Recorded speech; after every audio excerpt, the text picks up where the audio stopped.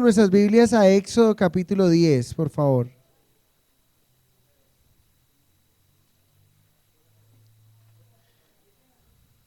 Wow.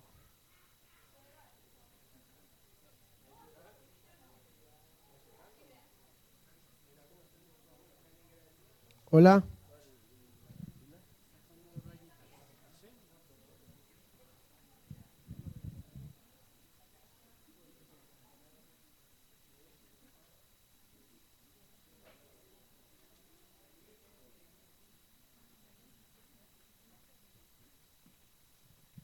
Bueno, vamos a ubicarnos con nuestras Biblias en el capítulo 10 de Éxodo, por favor. Éxodo, Éxodo 10, por favor.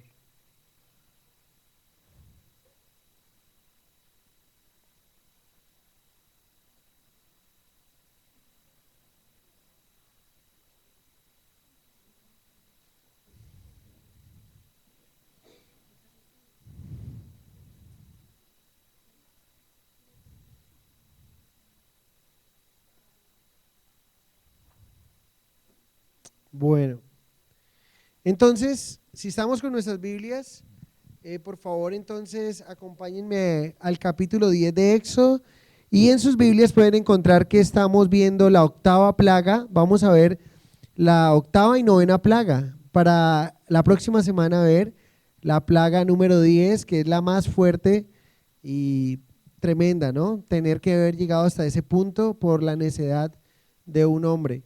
Es tremendo cómo esto puede ocurrir. Entonces dice, Jehová dijo a Moisés, entra a la presencia de Faraón porque yo he endurecido su corazón y el corazón de sus siervos para mostrar entre ellos estas mis señales y para que cuentes a tus hijos y a tus nietos las cosas que yo hice en Egipto y mis señales que hice entre ellos para que sepáis que yo soy Jehová. Entonces vinieron Moisés y Aarón a Faraón y le dijeron, Jehová, el Dios de los hebreos, ha dicho así, ¿hasta cuándo no querrás humillarte delante de mí? Deja ir a mi pueblo para que me sirva. Y si aún rehusas dejarlo ir, he aquí que mañana yo traeré sobre tu territorio la langosta, la cual cubrirá la faz de la tierra de modo que no pueda verse la tierra. Y ella comerá lo que escapó, lo que os quedó del granizo, comerá asimismo todo árbol que os fructifica en el campo.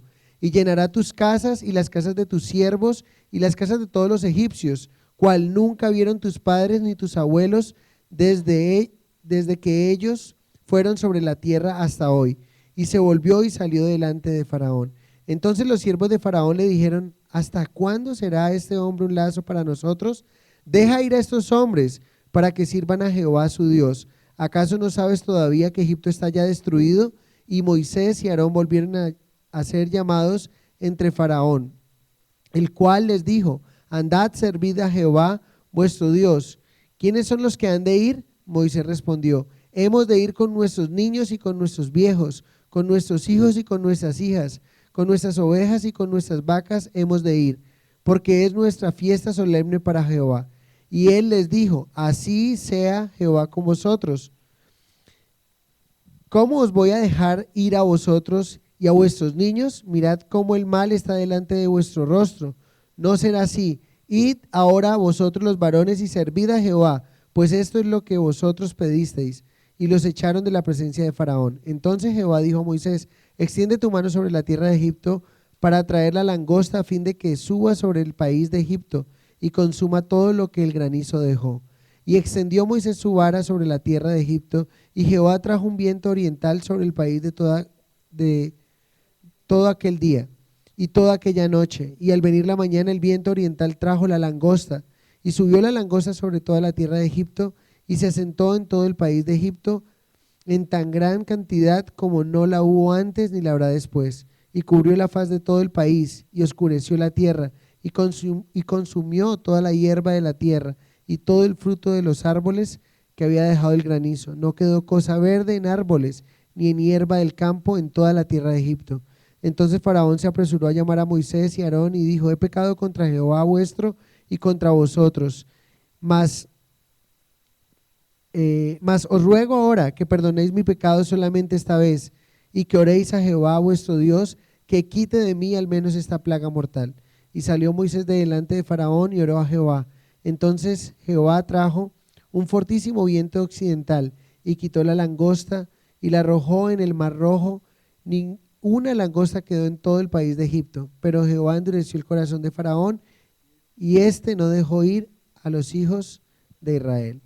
Señor, como dijo María Doli, tremendo Dios, un hombre tan obstinado, tan tremendo Dios.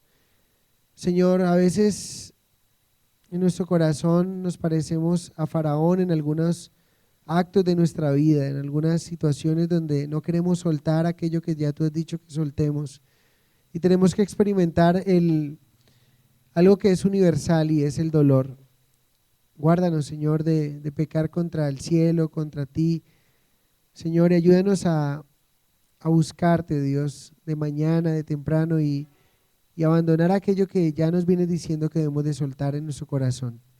Gracias por esta noche y háblanos a través de esta señal prodigiosa que mostraste a Faraón para que se diera cuenta quién eras tú. Te doy muchas gracias en el nombre de Jesús. Amén. Bueno, hace unas semanas hemos estado viendo acerca de las señales que Dios usó para darse a conocer a Faraón. Recuerden, el contexto está basado en el capítulo 5, verso 2, cuando Faraón preguntó que quién era Dios para que dejara ir a este pueblo. Y como él no sabía quién era, Dios tuvo que revelársele, pero bonita forma de revelarse Dios, ¿no? ¿Qué forma de revelarse Dios? Dios se ha revelado a través de señales. La primera fue sangre, el agua se convirtió en sangre. La segunda, ranas que entraron hasta la recámara, hasta el recinto más íntimo del faraón.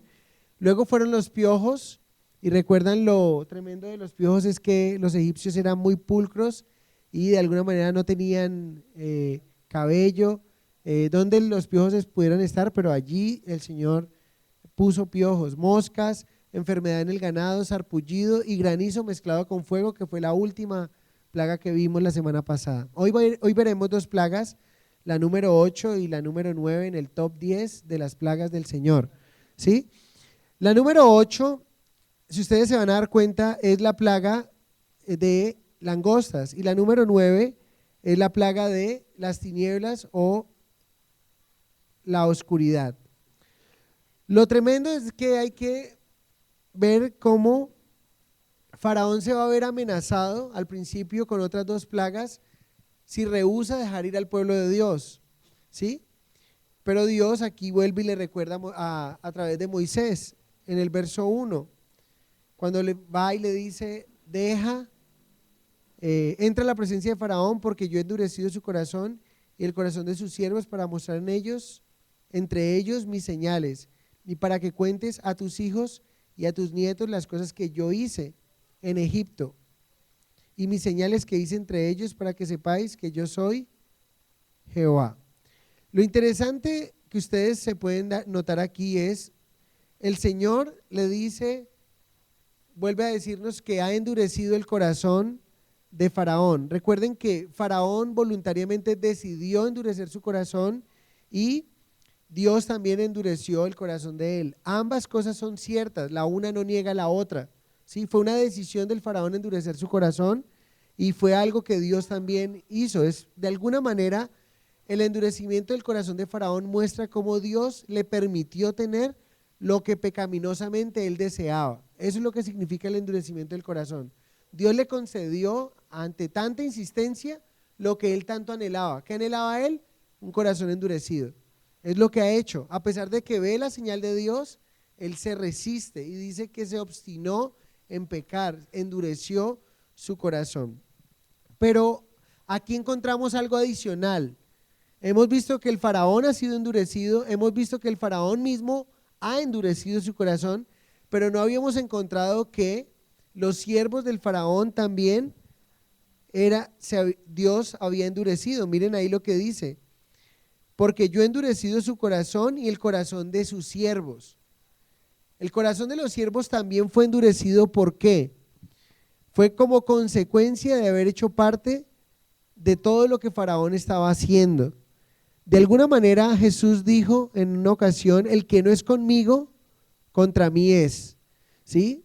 Lo que está representando Faraón es de alguna manera el mal o a Satanás. Y todos los que no están de parte de Dios, pues están en contra de él.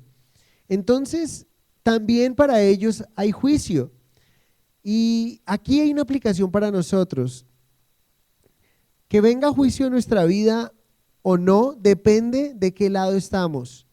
Si estamos del lado de Dios, pues no vamos a vivir juicio.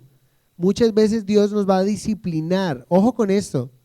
Como hijos, cuando estamos actuando mal, Dios puede disciplinarnos. Hebreos 12 dice, pero no vendrá con un juicio para nosotros como hijos. Traerá una disciplina para corregirnos y mostrarnos algo que está mal. Pero cuando hablamos de juicio, el juicio es algo que no es para un hijo de Dios, sino para alguien que rehúsa o se resiste a rendirse delante de Dios. Es una gran diferencia, porque podemos decir que Dios disciplina a sus hijos, absolutamente, porque Él dice que así como un padre disciplina a su hijo, aunque lo ama, Dios disciplina a sus hijos porque los ama. Muchos podrían decir, Señor, entonces no me ames tanto, ¿sí? Porque a veces soy muy disciplinado por Él, pero eso depende de mi corazón y de mi actitud. Un hijo que se porta bien en casa no es disciplinado, o sea, ya está mal el corazón del padre si ve que simplemente lo que hace es disciplinar a su hijo, así su hijo esté portándose bien. Dios no es esa clase de padre, Él no es injusto, Él nos disciplina cuando lo necesitamos. Entonces, que venga o no juicio a tu vida depende de qué lado quieres estar. Si tú quieres estar del lado de Dios, el juicio no será para ti. Pero si tú quieres estar en contra y resistiendo a Dios, entonces un día tendrás que experimentar juicio, como lo experimentó Faraón y como lo va a experimentar o lo están experimentando sus siervos. Ahora, Dios tiene muchos motivos para hacer lo que Él hace, ¿sí? Dios tiene infinidad de motivos de por qué Él hace lo que hace. Pero lo tremendo es que aquí da dos razones a Moisés por qué trajo estas señales al pueblo. La primera es por juicio, dice, porque quiero mostrarme entre ellos. Recuerden, el capítulo 5, verso 2, Faraón preguntó, ¿y quién es ese Jehová? Entonces él dijo, bueno, como no me conoce, aquí está para que me conozca, ¿sí? Entonces, uno es para juicio, pero el número 2, noten qué tremendo es esto. Y a mí me sorprende siempre que un mismo parámetro sirva para dos cosas distintas y una para bien y otra para mal, por así decirlo. Me explico. Con esas mismas señales, recuerden, Dios estaba trayendo juicio, pero miren lo que dice ahí en el verso 2.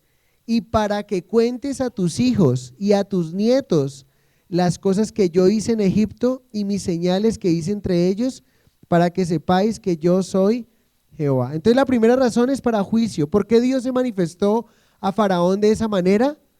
Porque estaba trayendo juicio a su vida. Ahora, recuerden, pudo haber Dios dado libertad a su pueblo sin necesidad de esas señales, absolutamente, pero quiso hacerlo de esa manera. Y una a una era mostrando y dando oportunidad de arrepentimiento a Faraón, pero él nunca quiso arrepentirse. Pero número 2 es porque cuando Dios hace una señal es como un testimonio de evangelismo para la familia. Esto simplemente no era, la obra de Dios no era solo por el bien de la generación de Moisés, era también para sus hijos y los hijos de sus hijos. ¿Cómo podemos aplicar esto a nuestras vidas y a nuestras familias? Las historias que tenemos registradas en la Biblia y los acontecimientos que están aquí en las Escrituras es para que nuestros hijos conozcan quién es Dios. En otras palabras, Jesús dijo en Juan 17:3, y esta es la vida eterna, que te conozcan a ti, el único Dios verdadero, y a Jesucristo, a quien has enviado. Cuando Dios dejó esas señales, las dejó, dice, ese propósito es para que sirva para evangelizar. ¿Cuántos de nosotros nos ha animado a saber cuando Dios abrió el mar rojo y el pueblo pasó. ¿Sí o no que es algo maravilloso saber que si Dios hizo eso puede hacer cualquier otra cosa? Y es maravilloso. Entonces, las señales que están aquí es para mostrar a la generación de Moisés, pero también para bendecir a las nuevas generaciones, para animarles. Entonces, Dios hace milagros entre nosotros para que podamos alentar a las generaciones por venir. Alguien llamó de alguna manera las piedras del recuerdo. Recuerden, en Josué aparecen unas piedras del recuerdo. ¿Qué significa esto? Que cada vez que Dios haga un milagro en tu vida, sería especial que pudieras registrarlo de alguna manera, para que tus hijos y tus nietos y tus bisnietos sepan quién es Dios. Mira, cuando Dios hace una señal en tu vida, no es para que la ocultes y no es para que la guardes, sino que para que a través de ella puedas testificar a los que te rodean, especialmente a tus familiares. Personalmente creo que es una de las cosas más maravillosas cuando podemos testificar de lo que Dios hace en nuestras vidas y de la forma tan poderosa como Él se manifiesta. Y el Señor lo está diciendo aquí: me he manifestado de esta manera para que tus hijos, para que lo digas a tus hijos, a tus nietos, o sea, a las generaciones por venir, sepan quién es Dios. Y nosotros hoy lo estamos viendo. Hoy estamos dándonos cuenta quién es Dios. Un Dios poderoso y tremendo la forma en que Él actúa. ¿Saben? Algunos han interpretado la frase, las cosas que yo hice en Egipto del verso 2, es una expresión irónica que significa cómo me he comportado con los egipcios o cómo me he divertido. Pero entonces, la Biblia de Jerusalén traduce: para que puedas contar a tu hijo cómo jugué yo con Egipto. Ahora, no era que Jehová se estuviera burlando de los egipcios. Esto era un conflicto serio. Sin embargo, lo que estaba ocurriendo era la forma en que los egipcios, los esfuerzos de los egipcios tenían con sus dioses, eran esfuerzos inútiles.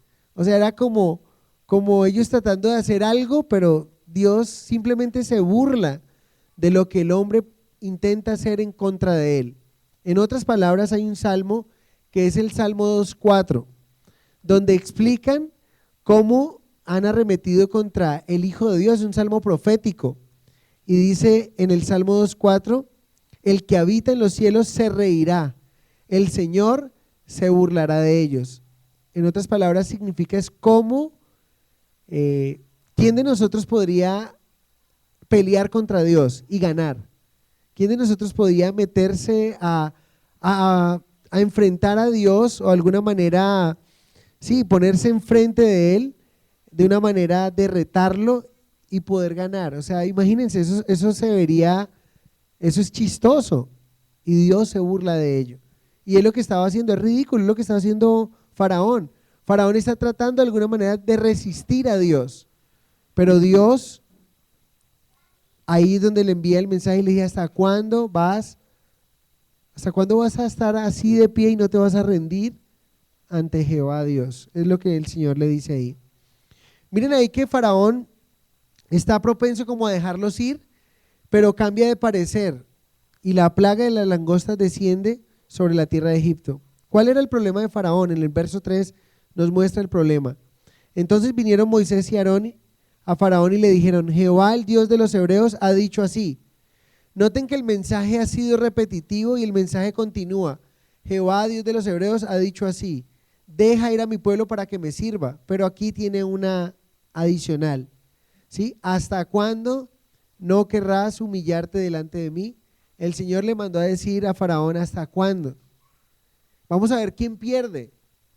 ¿Sí? Es absurdo el hombre tratando, es ridículo el hombre queriendo un mortal peleando con el eterno Dios. ¿Sí? Es absurdo.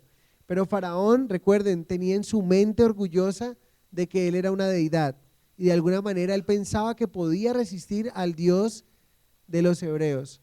Y definitivamente el orgullo estaba en el corazón de Faraón y él simplemente no quería ceder a Dios. Eso es lo que estaba pasando. Él no quería ceder a Dios y le estaba diciendo a Dios: ¿y quién pierde? Él pensaba que al no dejar ir al pueblo en ese momento, el que estaba perdiendo era Dios, pero no se daba cuenta que él estaba perdiendo, y sus siervos se lo van a decir, que es lo tremendo. Verso 4: y si aún rehusas dejarlo ir, he aquí que mañana yo traeré sobre tu territorio la langosta. Ahora nos vamos a dar cuenta que esta plaga fue terrible. No era langosta de mar, ¿no? Era langosta del insecto, que era algo terrible, era una plaga, la cual cubrirá la faz de la tierra. Noten la forma en que el Señor lo ha dicho. El agua se convirtió en, el mar o las aguas se convirtieron en sangre, y la última plaga que cayó fue granizo mezclado con fuego, y cayó sobre las personas, sobre los animales, sobre la vegetación, los árboles se cayeron. O sea, Egipto está casi destruido, ¿sí? Y ahora, miren lo que viene aquí: la cual cubrirá la faz de la tierra, de modo que no pueda verse la tierra, y ella comerá lo que escapó. Cuando ustedes encuentren plagas como plaga de la langosta, siempre es una plaga que viene como continuación de otra, como un juicio que viene de otro. O sea, lo que dejó el saltón, vino el revoltón. Lo que dejó el revoltón, vino la langosta. O sea, es un sinónimo de juicio, pero vienes como a rematar con algo que está ahí, y es lo que está trayendo el Señor, un juicio sobre ellos, o sobre Faraón por su obstinado corazón. Y dice aquí: comerá asimismo todo árbol que os fructifica en el campo, y llenará sus casas y las casas de todos tus siervos y las casas de todos los egipcios, cual nunca vieron tus padres ni tus abuelos. Le está hablando a Faraón, desde que ellos fueron sobre la tierra hasta hoy. Y se volvió y salió de delante de Faraón. O sea, la plaga de las langostas se encargarían de acabar con lo que el granizo mezclado con fuego no había dañado, como era, si ustedes recuerdan cuando leímos, algo quedó vivo, y era el trigo y el centeno. El trigo y el centeno son dos cereales, ambos, el trigo, el centeno, la cebada y otra más, son cereales y son espigas, son muy parecidas, pero estaban allí. Todo eso que había quedado, la langosta iba a venir a acabar con lo poco que había quedado. Entonces, Moisés no esperaba la respuesta de Faraón. Noten allí, otra cosa que cambia es que Moisés ha venido continuamente y le habla a Faraón, pero espera qué dice Faraón. En este caso, Moisés ha tomado tanta confianza y sabe lo que ha de venir, que lo que él hace, y se volvió y salió delante de Faraón. No esperó. Con esa actitud muestra su confianza en Dios y da a entender a Faraón que no es él el que tiene el control, sino Dios, ¿sí? Y es especial cuando nosotros podemos saber, bajo una presión, bajo una situación adversa, de que es Dios quien tiene el control y no el mundo ni el diablo, sino Dios hará. Cuando somos sus hijos, Dios hace lo que Él quiere hacer, y es lo que Moisés está haciendo. Se entró donde Faraón y simplemente le dijo lo que iba a ocurrir y salió. No esperó a que Faraón le diera si los voy a dejar ir o no los voy a dejar ir. Miren ahí en el verso 7. Entonces los siervos de Faraón le dijeron: ¿hasta cuándo será este hombre un lazo para nosotros? Deja ir a estos hombres para que sirvan a Jehová su Dios. Lo que le están diciendo los siervos a Faraón es: ¿acaso no sabes que todo Egipto ya está destruido? Es lo que le preguntan. La tierra de Egipto se estaba destruyendo debido a cada una de las plagas que estaban viniendo sobre la tierra de Egipto. Y los siervos le preguntan que hasta cuándo él iba a permitir esa situación, dando a entender que querían que él hiciera un arreglo con Moisés. O sea, los siervos le están diciendo: ya, o sea, basta ya. Por favor, haz un arreglo con este hombre y no va a destruir, va a acabar con todo. Pero noten algo. Los consejeros de alguna manera entendieron que la única salvación para Egipto estaba en ceder y dejar ir a este pueblo. Pero esto que dijeron los siervos al faraón muestra el estado en que se encontraba la nación de Egipto. ¿Por qué? Porque para que un siervo le hablara así a faraón, podía estar peligrando aún su propia vida. Cuando los siervos se atrevieron a decir eso, o sea, no les importaba aún que faraón llegara y les dijera: ¿sabe qué? Mande a esta gente, mátenlos, porque la forma en que le están hablando es un irrespeto para faraón. Pero ustedes se pueden imaginar cómo está la situación. que a esos siervos ya no les importa lo que el faraón pueda decir, pero como que, por favor, recapacita, mira lo que está pasando. O sea, la situación tuvo que haber estado muy crítica para que ellos ya no les hubiera importado ni siquiera su vida. O sea, en última ya se veían muertos, es lo que ellos están mostrando aquí. Entonces, de alguna manera, Faraón representa también a ese tipo de hombres que viven de una manera tan tremenda, que son más fieles a sus dioses que lo que nosotros somos a veces a nuestro Dios. Mire que Faraón no ha cedido nada, ¿sí? Aunque va a ir cediendo poco a poco, pero está siendo más fiel y dice, no los voy a dejar ir. Y está ahí parado, como se dice en la raya. Pero miren ahorita lo que viene. Faraón está propenso a dejarlos ir, pero cambia de idea y viene la plaga, verso 8. Y Moisés y Aarón volvieron a ser llamados ante Faraón, el cual les dijo, andad, servid a Jehová vuestro Dios. ¿Quiénes son los que han de ir? Moisés respondió, hemos de ir con nuestros niños y con nuestros viejos, y con nuestros hijos y nuestras hijas, con nuestras ovejas, con nuestras vacas hemos de ir, porque es nuestra fiesta solemne para Jehová. Y él les dijo, así sea Jehová con vosotros. ¿Cómo os voy a dejar ir a vosotros y a vuestros niños? Mirad cómo el mal está delante vuestro, está delante de vuestro rostro. No será así. Id ahora vosotros los varones y servid a Jehová, pues esto es lo que vosotros pedisteis. Y los echaron de la presencia de Faraón. Entonces, Moisés dice a Faraón que van a ir todos a adorar a Dios, pero Faraón pone algunas condiciones. De alguna manera Faraón está tratando como de negociar con Dios, ¿sí? Dios mandó a decir esto, pero venga, negociemos. ¿Qué tal si van solo los hombres, que fue lo primero que nos dijeron, y él quiere tener de rehenes a quién? A las mujeres y a los niños. Él sabe que si los deja ir a 3 días de camino, esa gente no va a volver. Entonces él dice, mandemos a los hombres, pero las mujeres y los niños dejémoslos aquí como una protección, como una garantía de que ustedes vuelven. Pero ¿qué pasa? Faraón ya había hecho una oferta anteriormente. Recuerden lo siguiente, en el 8, 25 y 26, Moisés se presenta ante Faraón y le dice, deja ir a mi pueblo para que me sirva y me adore. Y Faraón le dice, ¿por qué no le adoran aquí? Aquí hay mucho espacio.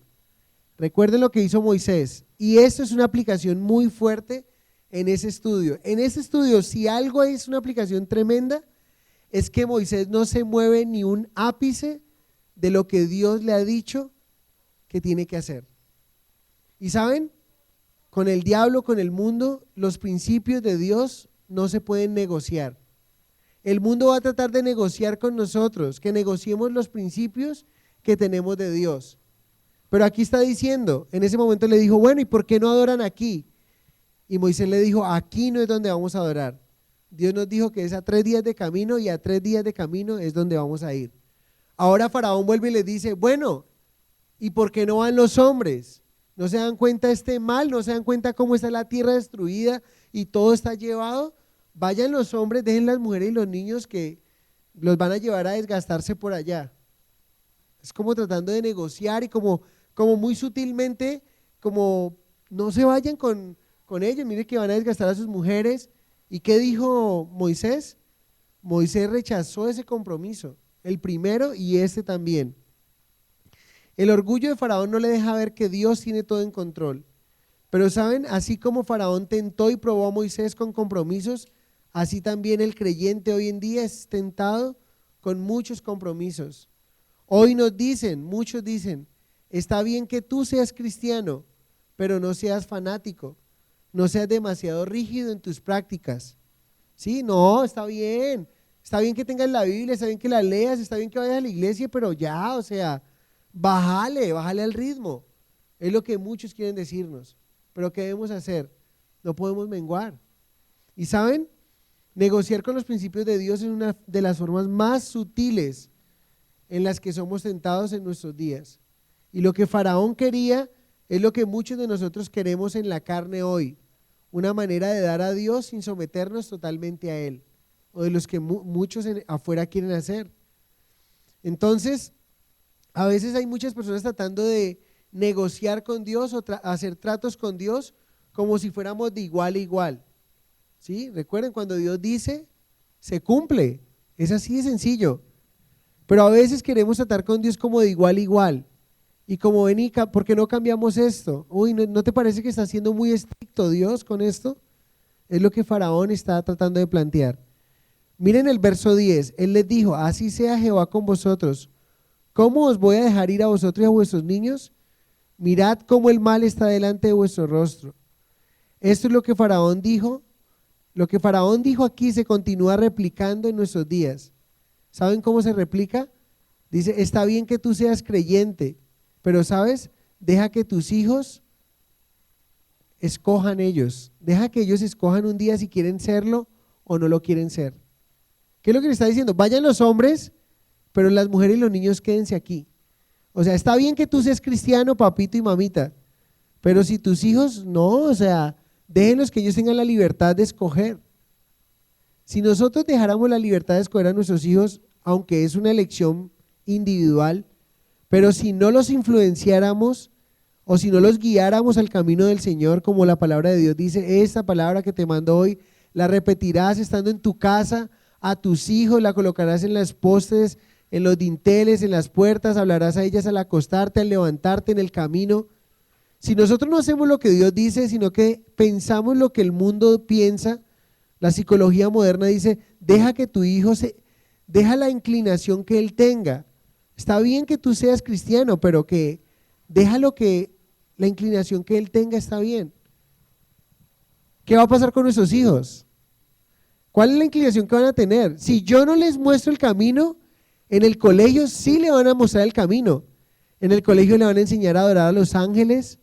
En el colegio, en la universidad, le van a enseñar que Él es un Dios pequeñito. En el colegio le van a enseñar cualquier cantidad de cosas, pero que no son de Dios.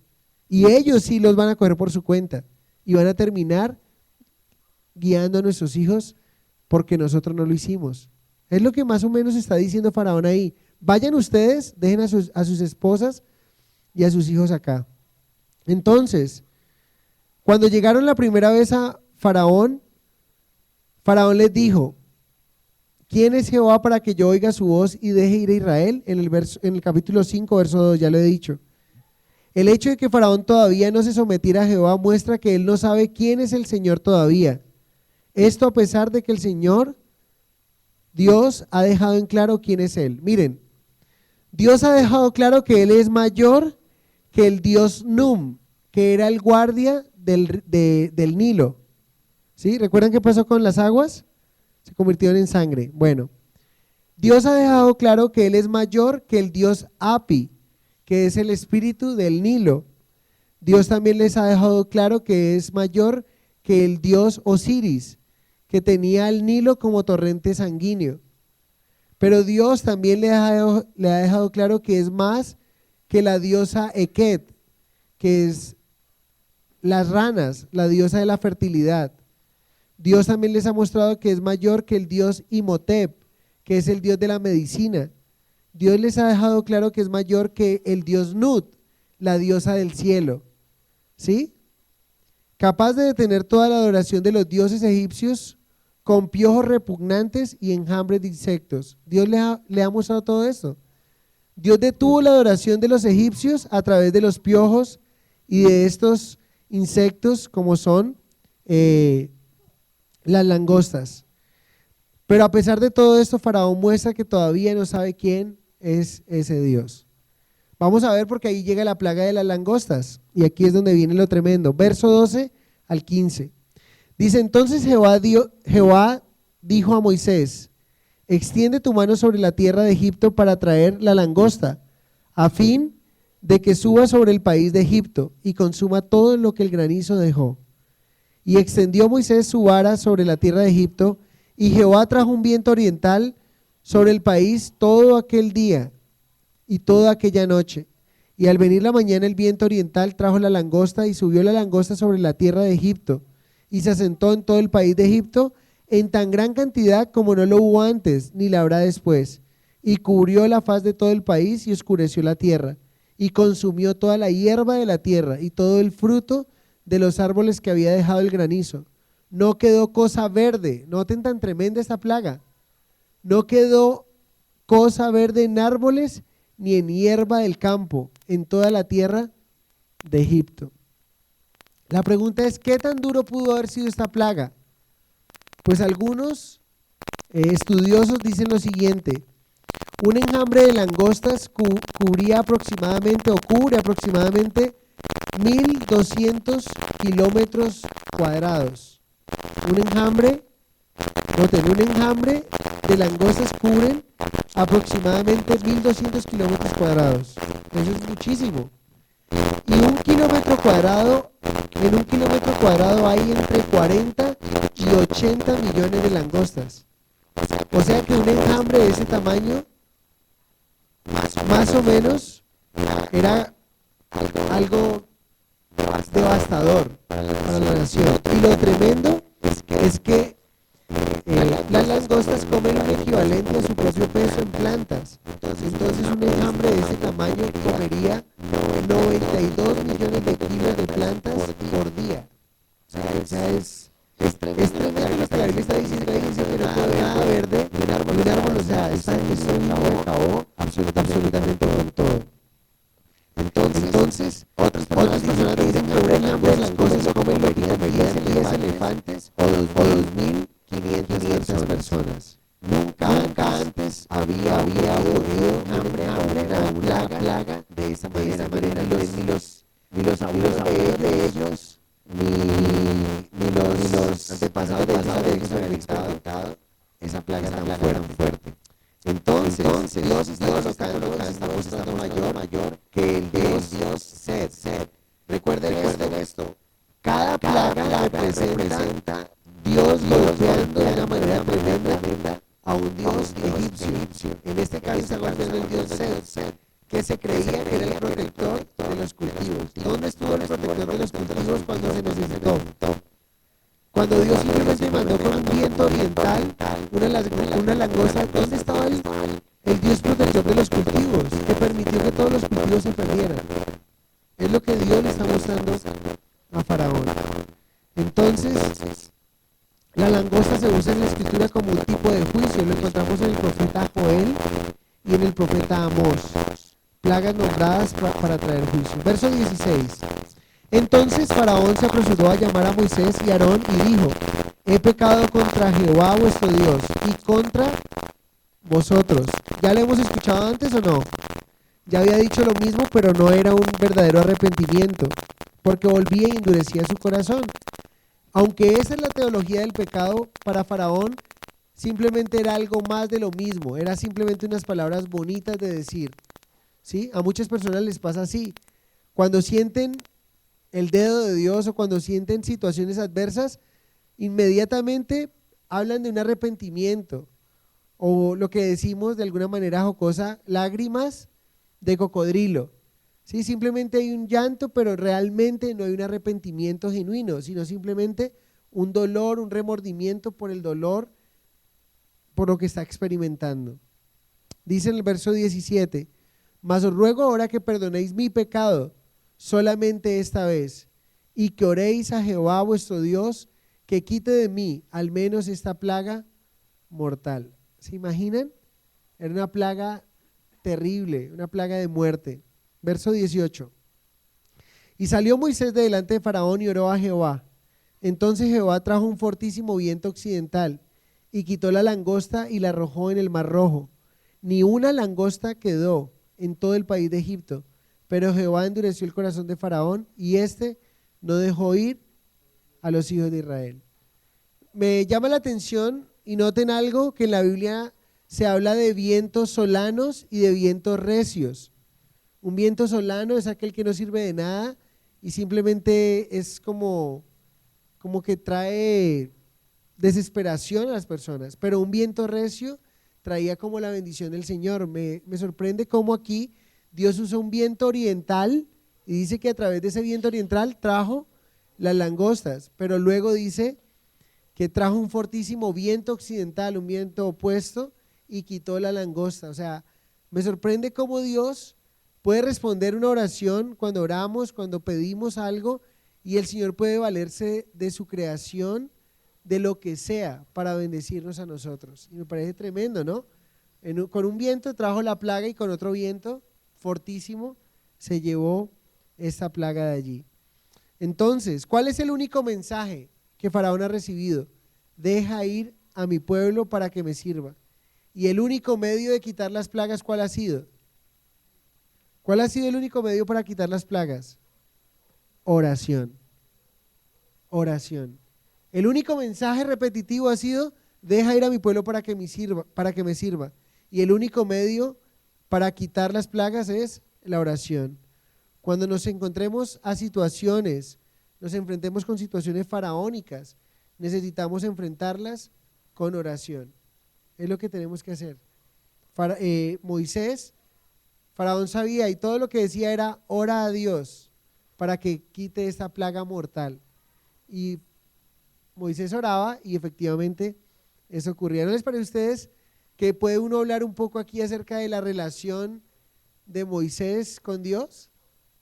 ¿No les parece a ustedes que sería muy espectacular que cada oración que usted elevara a Dios tuviera una respuesta tan inmediata y tan efectiva como la que tenía Moisés? ¿De qué depende? Depende de fe, depende de mi relación permanente con el Señor y de orar en la voluntad de Dios. Porque Santiago nos dice que a veces pedimos y no recibimos porque pedimos mal. ¿Sí? ¿Qué depende que Moisés oraba y Dios respondía? Su relación con Dios. Y es muy importante ver cómo Dios estaba haciendo algo especial y cómo estaba formando a Moisés de una manera tremenda. Ahora miren, verso 21.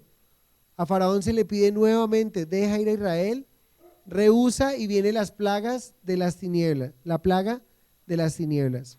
Verso 21. Jehová dijo a Moisés: extiende tu mano hacia el cielo para que haya tinieblas sobre la tierra de Egipto, tanto que cualquiera que las palpe. Y extendió Moisés su mano hacia el cielo y hubo densas tinieblas sobre toda la tierra de Egipto. Ninguno vio a su prójimo, ni nadie se levantó de su lugar en 3 días. Mas todos los hijos de Israel tenían luz en sus habitaciones. ¿Sí? ¿No les parece a ustedes terrible que hayan tinieblas? Dice ¿cuál es esa expresión que dice ahí? Palpar tinieblas. No es que las tinieblas se puedan coger, pero palpar tinieblas es cuando tú no puedes ver ni siquiera a 1 centímetro de lo que tienes enfrente. ¿Les ha pasado así que están en un lugar donde ni siquiera hay, o sea, en una finca pero que no hay una vela? No, ahorita muy rápidamente uno toma un celular y ya simplemente con la luz del teclado del celular ya uno tiene luz.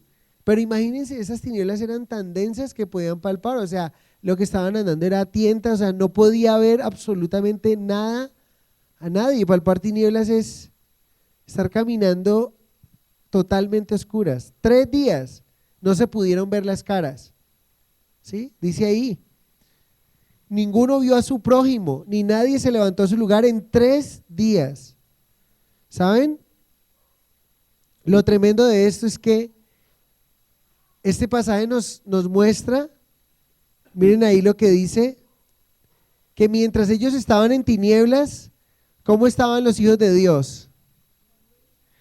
Dice: mas todos los hijos de Israel tenían luz en sus habitaciones. Y aquí hay una aplicación tremenda, porque este pasaje nos muestra un fuerte contraste entre un hijo de luz y un hijo de las tinieblas. ¿Sí? Dice que si Jesús es la luz del mundo y el que me sigue no andará en tinieblas. ¿Cómo anda el mundo en nuestros días? ¿Cómo anda el mundo en nuestros días? En tinieblas. ¿Cómo anda? Y la pregunta es, cuando usted anda en tinieblas, ¿qué es lo más posible que le puede ocurrir a usted? Tropezar, golpearse, lastimarse, herirse, ¿sí o no? Pero ¿qué es lo más efectivo cuando usted anda con luz? Usted puede estar seguro hacia dónde va. Y así anda el mundo hoy. Cuando el mundo anda sin Jesús, anda palpando tinieblas, golpeándose, andan heridos, lastimados. Pero cuando nosotros tenemos a Jesús, como lo tenemos nosotros, es como si encendiéramos una luz, pero una luz potentísima, que nos puede mostrar aún dónde podemos ir y a dónde no, hacia dónde es correcto dirigirnos. Y aquí nos muestra lo que es un hijo de Dios y lo que no es un hijo de Dios. Es un contraste muy grande. El hijo de Dios es aquel que tiene por delante la luz de Jesús y puede caminar seguro y confiado de que no se va a golpear, no va a haber daño. ¿Y cómo podemos saberlo? ¿Cómo podemos ver esa luz? Que es una luz por medio del Espíritu Santo, a través de nuestra oración, a través de la búsqueda permanente de la voluntad de Dios. Señor, yo quiero hacer tu voluntad, guíame. Inmediatamente es como si un bombillo se alumbrara y que uno, ok, Señor, por aquí es donde debo de ir. Pero ¿cómo estuvieron ellos? En tinieblas. ¿Cómo estaban los hijos de Dios? Con plena luz. Y recuerden que como hijos de luz estamos también para dar luz a aquellos que están en tinieblas. Es algo tremendo lo que el Señor hizo con este pueblo. Entonces, verso 24, Faraón hizo llamar a Moisés y dijo: id y servid a Jehová solamente. Ahorita miren cómo sigue cediendo: queden vuestras ovejas y vuestras vacas, vayan también vuestros niños con vosotros. ¿Se dan cuenta? Aunque Faraón se ha acercado mucho a lo que Moisés había pedido, que Dios había dicho, aún no es todo lo que Dios ha pedido. Y Dios no quiere una parte, Dios lo quiere todo. Moisés no hace ningún arreglo con Faraón. ¿Saben? Es inmoral cuando un hijo de Dios hace arreglos o concesiones con el mundo. Es inmoral cuando un hijo de Dios está haciendo arreglos con el mundo. Nosotros no tenemos que hacer ninguna clase de arreglo con el mundo. Cuando Dios dice algo debemos hacerlo y simplemente tomar una decisión. Entonces, verso 25, miren lo que Moisés respondió y cómo tenemos que responder nosotros al mundo. Cómo tenemos que responder nosotros a esas propuestas que suenan bien. Moisés hubiese pensado: ok, este hombre ya me está diciendo, ya al menos me dejó ir con las mujeres, con los niños a 3 días de camino, pero ahora nos detienen los animalitos. Pues bueno, eso al fin y al cabo, ¿qué? Son animales, vámonos. ¿Sí? Suena bien, y esta es la oportunidad de salir. No, Señor, porque no es como ellos dicen. Y nosotros tenemos que tener mucho cuidado cuando tenemos esas propuestas que parecen bien, suenan bien, pero no son de Dios. Miren lo que contesta, a mí me encanta y yo creo que deberíamos de recordarnos de esto. Moisés respondió: tú también nos darás sacrificios y holocaustos que sacrifiquemos para Jehová nuestro Dios. Nuestros ganados irán también con nosotros, no quedará ni una pezuña. A mí me sorprende eso, o sea, ni uno de los animalitos de nosotros, ni una sola garra se queda, ni una pezuña, nos vamos con todo, porque Dios dijo, y punto. Porque de ellos hemos de tomar para servir a Jehová nuestro Dios, y no sabemos con qué hemos de servir a Jehová hasta que lleguemos allá. Interesante la forma en que Moisés responde. Moisés, recuerden, aquí todavía ni siquiera hemos llegado a las leyes. Cuando en las leyes van a decir, bueno, por el pecado van a sacrificar un animalito de esas características. Aquí era una adoración espontánea que Moisés iba a dar, como lo dio Abraham, Isaac, Jacob, como lo dieron cada uno de ellos en sus altares, pero él sabía que iba a adorar a Dios. Miren que nada más ni nada menos, cuando Faraón le presentó esta negociación a Moisés, parecía una negociación chévere, pero realmente le estaba ofreciendo una negociación, le estaba entorpeciendo la forma de adorar a Dios. Y eso es lo que hace Satanás. Pareciera que te está dando lo que realmente, o tienes que ir donde quieres ir, pero realmente está entorpeciendo tu relación con Dios, la forma en que tú le vas a adorar. Y por eso tenemos que discernir muy bien cuando vienen esas voces a nuestra vida y saber si es de Dios o no es de Dios. Y aquí él le quedó muy claro y dijo, no quedará ni una pezuña. Entonces, dice verso 27, pero Jehová endureció el corazón de Faraón y no quiso dejarlos ir. Y le dijo Faraón, retírate de mí, guárdate que no veas más mi rostro, porque en cualquier día que vieres mi rostro morirás. Y Moisés respondió, bien has dicho, no veré más tu rostro. Debemos dar gracias a Dios por Moisés, quien cuando sacó a Israel de Egipto no dejó ni una pezuña. Esta debe ser nuestra actitud en cuanto al mundo, ni una pezuña o garra nuestra debe de estar coqueteando con el mundo. Absolutamente nada. Suena bien, pero no era lo correcto. Sí, suena bueno, pero no es lo perfecto. Y Dios quiere siempre lo que Él ha dicho. ¿Saben por qué Moisés se sostuvo ante la presencia de Faraón? ¿Qué fue lo que hizo que Moisés se sostuviera frente a la presencia de Faraón? Hay un acto en la vida de Moisés que hizo que se estuviera en pie firme. Y esto nos dice el autor de Hebreos, que fue la fe. Por la fe Moisés actuó como actuó. Porque imagínense, Moisés cuando le decía todo esto a Faraón, Faraón en su fortaleza, que ya estaba menguado totalmente, ya Moisés sabía quién era realmente Dios, estaba confiado y todo, pero Moisés estaba exponiendo a que Faraón ya no quisiera nada más y lo mandara a matar, ¿sí o no? Pero miren, ¿qué fue lo que lo sostuvo? Terminemos con ese pasaje. Hebreos 11, 27.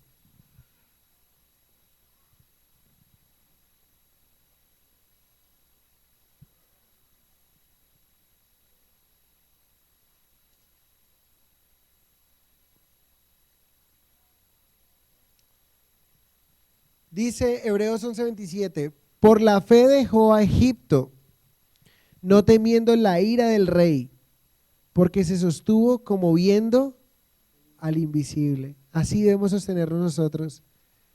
¿Sí? Alguien me dice, muéstrame a Dios para creer. No te lo puedo mostrar. Pero la Biblia dice que Moisés se sostuvo como viendo al invisible. Y eso fue lo que lo hizo estar ahí. Él sabía, aunque él lo vio, o vio las manifestaciones de Dios de una manera tremenda. Pero nosotros muchas veces o no vamos a ver a Dios, pero lo vamos a ver de muchas maneras. Y vamos a saber que Él es quien está abriendo esa puerta, que Él es el quien nos está bendiciendo para actuar. Entonces la fe es muy importante. Hay varias razones por las cuales Dios envió esas plagas sobre Faraón y Egipto. La primera, para responder la pregunta de Faraón, ¿y quién es Dios? La segunda, para mostrar el poder de Dios a través de Moisés. Para dar un testimonio a los hijos de Israel para las generaciones futuras, lo acabamos de ver, ¿sí o no? Para juzgar a los falsos dioses, que en realidad eran demonios de Egipto. Para advertir a las naciones, más de 400 años después, los filisteos se acordaron de Jehová, el Dios de Israel, como el que plagó a los egipcios.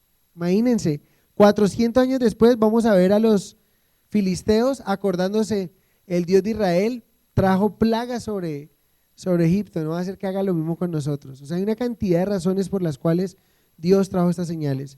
Y como un testimonio de la grandeza de Dios a Israel. O sea, hay varias razones por las cuales Dios trajo estas plagas. La primera para responder la pregunta a Faraón. La segunda para mostrar el poder de Dios a través de Moisés. La tercera para mostrar un testimonio a los hijos de Israel y a las generaciones futuras. La cuarta para juzgar a los dioses falsos que en realidad eran ¿qué? Demonios. Las deidades egipcias lo único que eran era demonios. También para advertir a otras naciones quién es el Dios de Israel y como un testimonio de la grandeza de Dios para Israel. Es la forma en que Dios se ha venido manifestando. Y recuerden, tres cosas importantes allí. La primera, ver cómo el Señor le dijo, ¿por qué mandó las plagas? El testimonio, cuando tengamos una señal de Dios, demos testimonio de ella. Y lo tercero, no nos dejamos mover o no negociemos de los principios de Dios. La palabra de Dios no se puede negociar. La orden que Dios dio, yo no puedo entrar a negociarla. Sería atrevido.